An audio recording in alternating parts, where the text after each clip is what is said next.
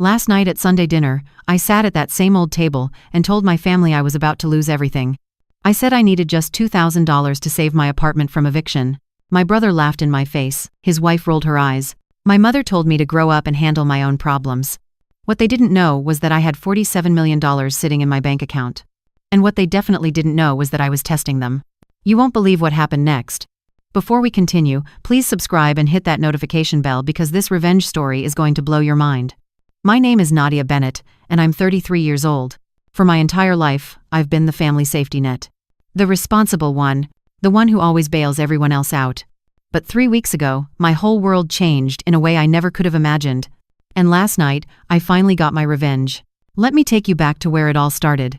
It was a Tuesday afternoon in late September. I was sitting in my beat-up 2010 Toyota Corolla in the parking lot behind the medical office, where I work as a receptionist. The air conditioning had been broken for months. I couldn't afford to fix it. I was dripping with sweat, eating a sad peanut butter sandwich for lunch because that's all I could afford. I had 30 minutes before I needed to clock back in for the afternoon shift. After that, I'd drive straight to my second job doing food delivery until midnight. This was my life. 2 jobs. Barely making rent. No savings. No future. Just survival. I pulled out my phone to check my email while I ate. Spam. Bills. More spam. And then I saw it. A notification from the state lottery app. My heart didn't race.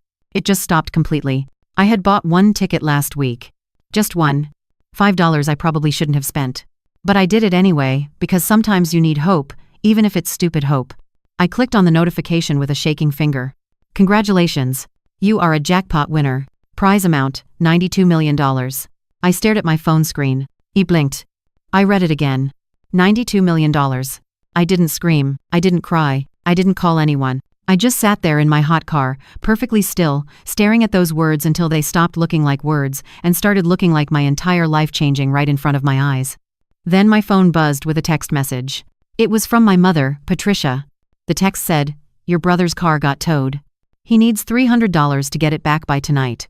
Can you send it?" I looked at the lottery notification. $92 million. Then I looked at the text demanding $300.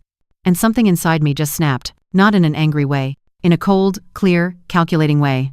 I thought about my brother Tyler, 35 years old, never held a job for more than 6 months, still living in our mother's basement, rent-free. I thought about all the times I'd given him money over the years. Thousands of dollars. Money I desperately needed. Money I worked 2 jobs to earn. Money he never paid back, not once. I thought about my mother who always took his side, who always told me I was the strong one, the capable one, so I should help him, who made me feel guilty every single time I hesitated to hand over my hard-earned cash. I thought about Tyler's wife, Vanessa, who drove a brand new SUV while I drove a car held together with duct tape and prayers, who posted Instagram photos from expensive restaurants while I ate peanut butter sandwiches in parking lots, who looked down on me at family gatherings like I was some kind of failure. And I made a decision right there in that hot car. I wasn't going to tell them about the lottery. Not yet. I was going to test them first.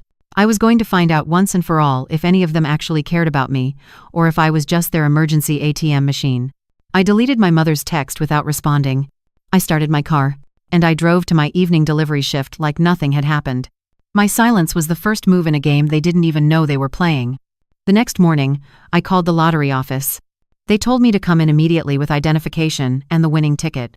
I took a sick day from work for the first time in 3 years. I drove to the lottery headquarters downtown. My hands were shaking the entire drive. Inside, they verified my ticket. They took my photo. They explained my options. I could take an annuity of $92 million paid out over 30 years. Or I could take a lump sum. I chose the lump sum. After federal taxes and state taxes, the final amount would be $47,200,000. $47 million. They connected me with a financial advisor and a lawyer right there in the building. The lawyer's name was Richard Martinez. He wore an expensive suit and had kind eyes. He told me the most important thing I could do was stay quiet. Don't tell anyone. Not family. Not friends. Not coworkers.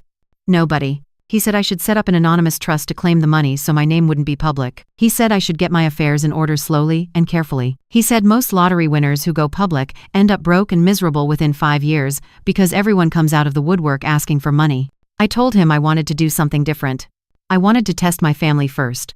He raised an eyebrow but didn't judge me. He just nodded and said, "That's your choice. But be prepared for what you might find out." It took 2 weeks for all the paperwork to clear. 2 weeks for the money to hit my new private bank account. 2 weeks where I continued working both my jobs. Continued driving my broken car. Continued living in my tiny apartment. My family had no idea that anything had changed. During those 2 weeks, I did something else. I hired a private investigator. His name was Marcus Chen, and he came highly recommended. I gave him 3 names. Patricia Bennett, my mother, age 59. Tyler Bennett, my brother, age 35. Vanessa Coleman Bennett, my sister-in-law, age 33. I wanted to know everything about their finances. Bank accounts. Credit cards. Spending habits. Debts. Everything. Marcus called me 1 week later and asked to meet in person. We met at a coffee shop across town where nobody would recognize me. He slid a thick folder across the table. His expression was grim. "You're not going to like what I found," he said. I opened the folder. The first page was about my mother. Patricia Bennett had $78,000 in a savings account I didn't know existed. $78,000. While she'd been telling me for years that she was struggling to make ends meet on Social Security, while she'd been asking me for money constantly. For groceries. For utilities. For her medication. I'd given her at least $15,000 over the past 5 years. Money I didn't have. Money I borrowed. Money I stressed over. And the whole time, she had $78,000 hidden away. The next page was about Tyler. My golden boy brother who could do no wrong. He had gambling debts totaling $23,000. Online sports betting. Casino trips. Poker games. That's where all the money everyone gave him had been going. Not car repairs. Not job training. Not getting back on his feet. Gambling. But it got worse. Marcus had traced the $6,000 I'd loaned Tyler 3 years ago. The money he said he needed to start a landscaping business. He'd never started a landscaping business. He'd taken that $6,000 to Las Vegas and lost it all in one weekend. My hands were shaking as I turned to the last section. Vanessa. Tyler's perfect wife, with her perfect social media life. She had 11 credit cards. All of them maxed out. Total debt. $41,000. Designer handbags. Expensive dinners. Luxury spa treatments. All charged on credit cards she couldn't pay. Meanwhile, she'd borrowed $500 from me 8 months ago for a supposed emergency car repair. I sat there in that coffee shop staring at the evidence of years and years of lies. Marcus Chen looked at me with something like pity. "I'm sorry," he said quietly. I closed the folder. I wasn't angry. I was past anger. I had moved into a place of ice-cold clarity. "Thank you," I said. "This is exactly what I needed to know." That night, I created a plan. A detailed, careful, strategic plan. Phase 1 was already complete. I had the money safely secured. I had the evidence of their lies. Phase 2 would be the test. I would pretend to be in desperate financial trouble. I would ask them for help. A relatively small amount. Something they could afford if they actually wanted to help me. And I would see what they did. Phase 3 would depend entirely on how they responded to Phase 2. The following Sunday was our usual family dinner at my mother's house. I showed up right on time like always. Tyler and Vanessa were already there, drinking wine in the living room. My mother was in the kitchen making her famous pot roast. Everything seemed normal. Painfully normal. We sat down to eat. Tyler complained about how hard it was to find good jobs these days. Vanessa showed off her new manicure that probably cost more than my weekly grocery budget. My mother talked about her upcoming vacation to Florida with her church group. Nobody asked me how I was doing. Nobody ever did. Halfway through dinner, I put down my fork. I took a deep breath. "I need to talk to you all about something serious," I said. My voice was shaking, but not because I was scared. Because I was acting. The table went quiet. Everyone looked at me. "I'm in trouble," I continued. "Real trouble. I lost hours at work. My rent went up. I'm 3 months behind, and my landlord is threatening to evict me." I paused for effect. "I need $2,000 to catch up, or I'm going to be homeless in 2 weeks. The silence that followed was deafening. Tyler was the first to react. He laughed. Not a small chuckle. A real, loud, mocking laugh. $2,000? He said. "Where do you think we're going to get $2,000? Vanessa smirked into her wine glass. "Maybe if you budgeted better, you wouldn't be in this situation," she said. Her voice was cold and condescending. I looked at my mother. Surely she would help. Surely she would offer something. Patricia Bennett sighed deeply, like I was the biggest burden she'd ever had to carry. "Nadia, sweetheart, I just don't have that kind of money right now. I'm on a fixed income. You know that. You're going to have to figure this out on your own. Maybe ask your boss for an advance. Or get a loan." I looked around the table at the 3 of them. My brother who owed $23,000 in gambling debts but couldn't spare anything for his sister. My sister-in-law with $41,000 in credit card debt from luxury shopping but no empathy for my crisis. My mother with $78,000 hidden in a secret savings account but claiming poverty. Not one of them offered to help. Not $1. Not one word of genuine concern. They had failed the test spectacularly. I let tears fill my eyes. Real tears, but not for the reason they thought. Okay, I whispered. I understand. I'll figure something out. I excused myself and left early, claiming I didn't feel well. As I drove away from my mother's house, I wasn't sad anymore. I was energized. Because now I knew exactly what I was going to do. Over the next 2 weeks, I put my plan into motion. First, I found a new apartment. A beautiful 2-bedroom, in a nice neighborhood with actual working air conditioning and a balcony with a view. I paid a year's rent in advance. Cash. Then I bought a new car. Nothing crazy. A reliable Honda Accord with all the safety features and yes, working air conditioning. Paid in full. Cash. I quit both my jobs. I gave proper notice and left on good terms. My managers were shocked but happy for me. I told them I'd received an inheritance from a distant relative. It was easier than explaining the lottery. Then I hired Richard Martinez to handle the next phase. I scheduled a family meeting. I sent identical text messages to Patricia, Tyler, and Vanessa. The message said, "We need to meet. It's urgent. Please come to this address on Saturday at 2 p.m. Don't be late. This affects all of you." I included the address of Richard Martinez's law office downtown. The responses came quickly. All of them were confused and worried. "What's this about? Are you okay? Why at a lawyer's office?" I didn't respond to any of their questions. I just let them panic and wonder. Saturday arrived. I got to Richard's office early. The conference room was impressive. Floor-to-ceiling windows overlooking the city. A long mahogany table. Expensive leather chairs. Richard sat at the head of the table in his perfect suit, looking very professional and very serious. I sat to his right, wearing a new dress I'd bought for this occasion. At exactly 2 p.m., my family arrived. They walked in together, looking nervous and confused. Patricia was wringing her hands. Tyler kept glancing around suspiciously. Vanessa's fake smile was plastered on her face, but her eyes were cold. They sat down across from us. "Nadia, what's going on?" my mother demanded. "Why are we in a lawyer's office? Are you in some kind of legal trouble? Did you get arrested?" I folded my hands calmly on the table. "No, Mom. I'm not in trouble. Actually, I've never been better. Richard, would you please explain why we're all here today?" Richard Martinez opened a folder and pulled out several documents. "Good afternoon," he said in his smooth professional voice. "I'm Richard Martinez, and I represent Miss Nadia Bennett in all her legal and financial matters. Miss Bennett has asked me to facilitate this meeting to make some important announcements regarding recent changes in her circumstances." Tyler interrupted. "Changes? What changes? She was about to get evicted 2 weeks ago." Richard smiled slightly. "That's actually why we're here, sir. Your sister was never about to be evicted. That was a test. A test that I'm afraid all of you failed quite dramatically." Vanessa's face went pale. "A test? What kind of sick joke is this?" I leaned forward. "The kind where I find out if my family actually cares about me or just sees me as a wallet. You all failed. Completely." Patricia's face turned red.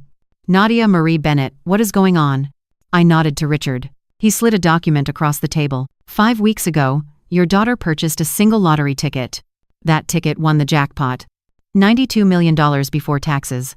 After taxes, her net amount is $47,200,000. The room went absolutely silent. You could have heard a pin drop. Tyler's mouth fell open. Vanessa's wineglass slipped from her hand and shattered on the floor. Patricia just stared at the paper, unable to process the words. "That's impossible," my mother finally whispered. "If that were true, you would have told us. You would have helped us." "Would I?" I asked coldly. "Would I really? Because when I came to you begging for help, desperate for just $2,000 to keep a roof over my head, what did you do?" Silence. "You laughed at me," I said, turning to Tyler. "You mocked me." I turned to Vanessa. "You told me to budget better, while you have $41,000 in credit card debt from shopping sprees." I turned to my mother. "And you? You told me you didn't have any money while sitting on $78,000 in a secret savings account." Patricia's face went from red to white. "How do you know about that?" I smiled without warmth. "When you have $47 million, you can afford the best private investigator in the city. I know everything now. Every lie, every secret, every time you pretended to be broke while hiding money." I turned to Tyler. "I know about your gambling addiction. I know about the $23,000 you owe. I know that the $6,000 I loaned you for a landscaping business actually went to Las Vegas." Tyler's face turned bright red. That's none of your damn business. It became my business when you stole years of my life. All those extra shifts I worked.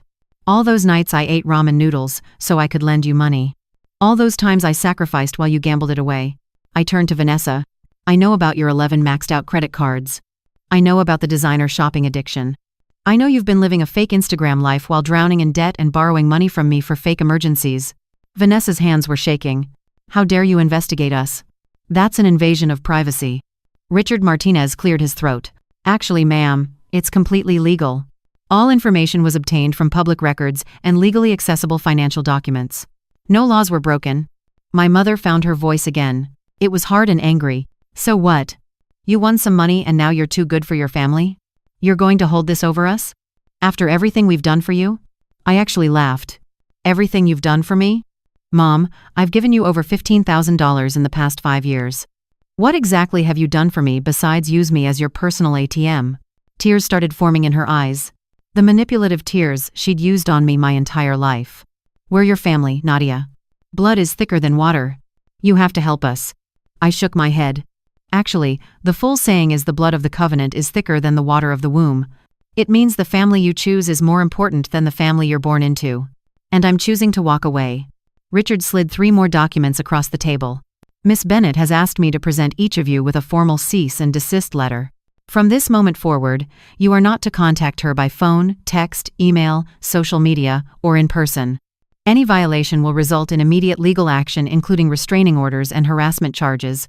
Tyler jumped up from his chair. You can't do this. You can't just cut us off. We're your family. I stood up too, looking him directly in the eyes. Watch me. For 33 years, I've been your safety net. Your backup plan. Your emergency fund. I've sacrificed everything to support all of you. And the one time I asked for help, you laughed in my face. So now you get exactly what you gave me. Nothing. Vanessa was crying now, but they were angry tears. Please, Nadia. We made mistakes, okay? We're sorry. Please don't do this. We need you. I turned to her. You don't need me. You never needed me. You needed my money. There's a difference. And now that you know I have real money, suddenly you're sorry? Suddenly you need me? No. This is over. My mother's voice was small now, desperate. What about me? I'm your mother. You can't abandon your own mother. I looked at the woman who raised me, who lied to me, who chose my brother over me for my entire life. You abandoned me emotionally years ago, Mom. Every single time you chose Tyler over me. Every single time you made me feel guilty for asking for anything. Every single time you told me to be responsible while letting him be reckless. You made your choice. Now I'm making mine. I picked up my purse.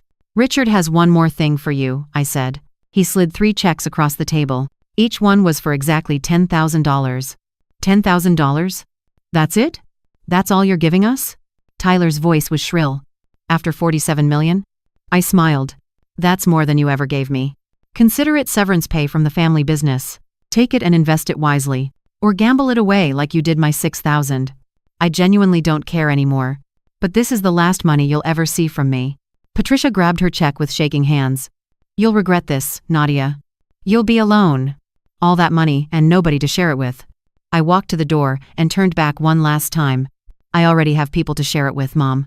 I'm building a real family now. One based on love and respect, not guilt and obligation. I'll never be alone. But you 3 might be. And with that, I walked out of that conference room for the last time. Richard Martinez called me that evening. They accepted the checks, Miss Bennett. All 3 of them. They tried to argue and threaten, but I reminded them of the legal consequences. They eventually left. Good, I said. Send me the final invoice. There's one more thing, he said. Your brother has already tried to contact you 17 times from different phone numbers. Your mother has sent 31 text messages. I'm prepared to file for restraining orders if they continue. Do whatever is necessary, I told him. I meant what I said. I'm done. Over the next month, my new life truly began. I moved into my beautiful new apartment. Every morning I woke up without an alarm. I made coffee in my expensive espresso machine. I watched the sunrise from my balcony. I enrolled at the State University to finally get my bachelor's degree at age 33. I was going to study social work and nonprofit management. I started a foundation called Second Chance Scholarship Fund. It provided full college scholarships to students from low-income families who were working multiple jobs to survive, just like I had been. In the first month, I gave out 20 full scholarships. I also did something else that felt important. I tracked down my old neighbor from my previous apartment building. Her name was Rose Henderson, and she was 76 years old. She was a retired school teacher living on a tiny pension. When I was struggling, Rose would bring me homemade soup when I was sick. She would give me rides when my car broke down. She would slip $20 bills into my mailbox with notes that said, "For groceries, love Rose." She never asked for anything in return. She was kinder to me than my own family had ever been. I found out that Rose was being evicted because the building had been sold and rent was going up 300%. She had nowhere to go. I bought the entire apartment building. Paid cash. $1.8 million. Then I made Rose the property manager with a generous salary. And I gave her the nicest apartment in the building, rent-free for life. When I told her, she cried in my arms for 20 minutes. "You saved my life," she kept saying. "No," I told her. "You saved mine first." The text messages and calls from my family continued for weeks, despite the cease and desist. They cycled through every emotion. Apologetics. Angry. Desperate. Threatening. Back to apologetic. Tyler texted, "I'm your brother. You can't throw away family." Vanessa texted, "When you come to your senses, don't come crawling back." My mother texted, "Your father would be ashamed of you." That last one hurt. "That's more than you ever gave me. Consider it severance pay from the family business. Take it and invest it wisely. Or gamble it away like you did my $6,000. I genuinely don't care anymore.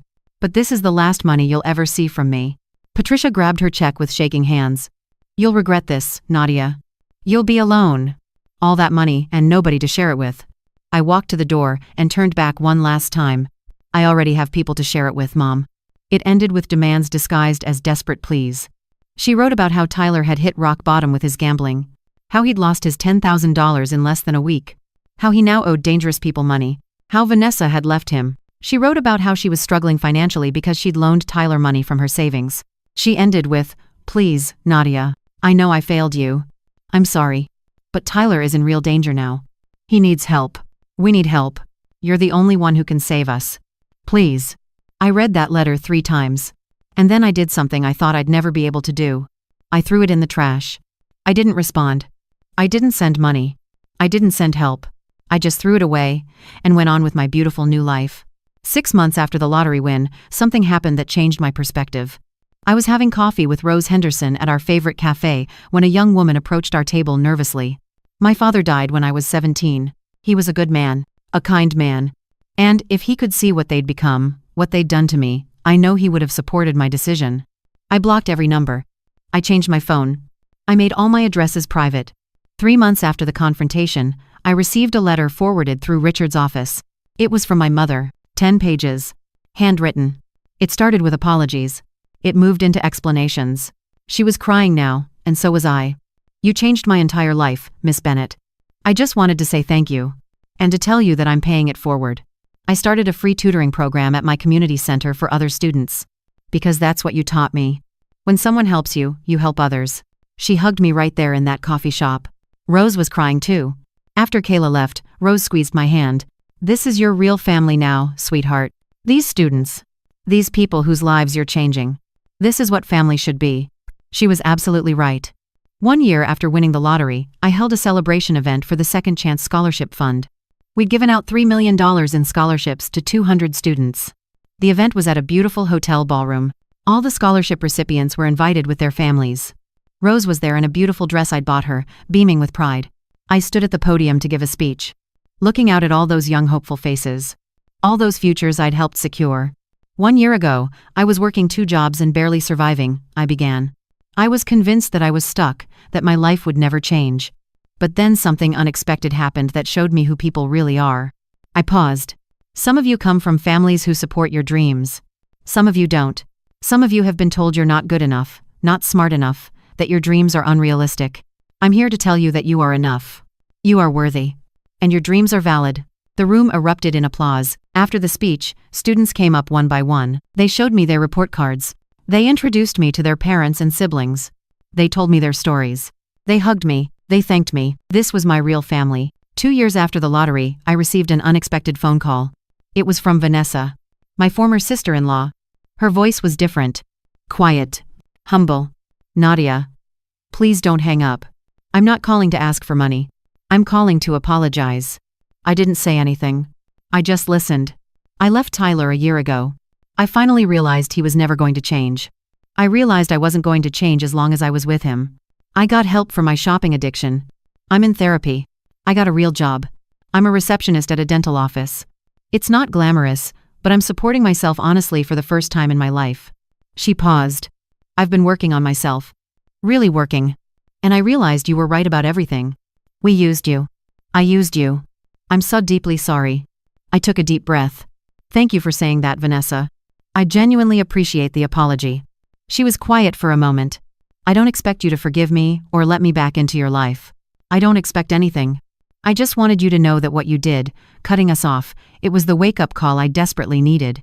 I'm a better person now because of it. I'm glad you're getting help, I said honestly. I really am. But I can't have you in my life again. I hope you understand. I do understand, she said. I just wanted to say thank you. And I'm sorry. Goodbye, Nadia. She hung up. I sat there for a long time thinking about that conversation. It felt like closure. 3 years after winning the lottery, I graduated from university with my degree. Rose was in the audience cheering louder than anyone. After the ceremony, I checked my phone. There was a message from an unknown number. It's Tyler. 2 years sober. Working as a counselor at a rehab facility now. Helping people not make my mistakes. Mom moved to Arizona to live with Aunt Linda. I hope you're doing well. I stared at that message for a long time. Then I typed a response. I'm glad you're doing better. Keep going. I'm proud of you. I hit send before I could overthink it. 5 minutes later he responded. Thank you. That means more than you know. I don't expect anything. But thank you. I didn't respond again. But it felt right. 5 years after the lottery win, the Second Chance Scholarship Fund had given out $12 million in scholarships. I'd helped over 500 students. Rose Henderson passed away peacefully in her sleep at age 81. I was with her, holding her hand.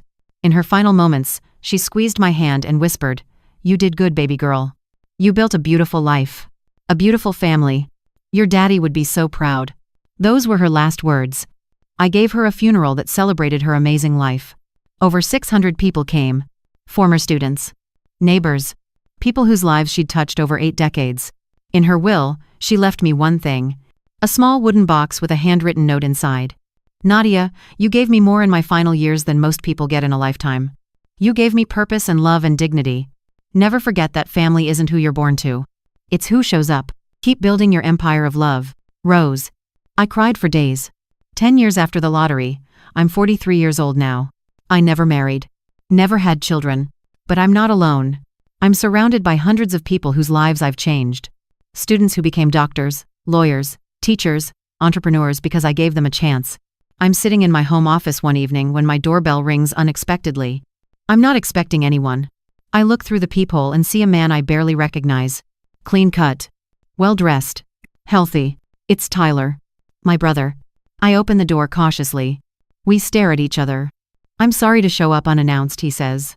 I know I'm not supposed to contact you, but this is important. What do you want, Tyler? He holds out an envelope. I wanted to give you this in person. I take it carefully. Inside is a check for $6,480. What is this? It's your money. The loan I took 10 years ago for the fake landscaping business. $6,000 plus compound interest calculated at 4% annually. I stare at the check. I don't need your money, Tyler. I know. But I need to give it to you. I've been in recovery for 3 years. This is part of my amends. I stole from you.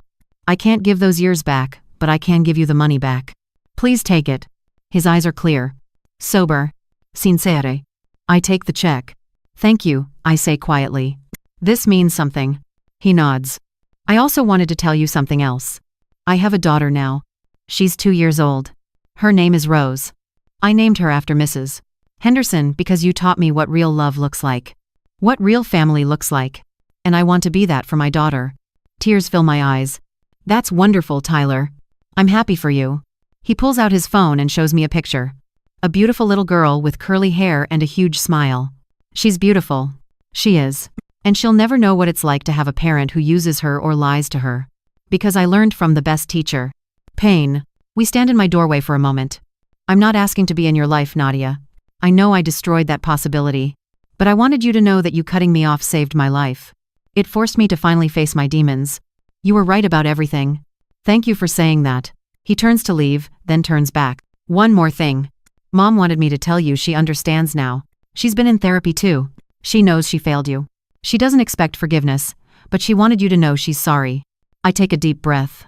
Tell her I forgive her. Tell her I forgive all of you. Not because you deserve it, but because I deserve peace. He nods, tears in his eyes. Thank you. Goodbye, Nadia. Goodbye, Tyler. I close the door.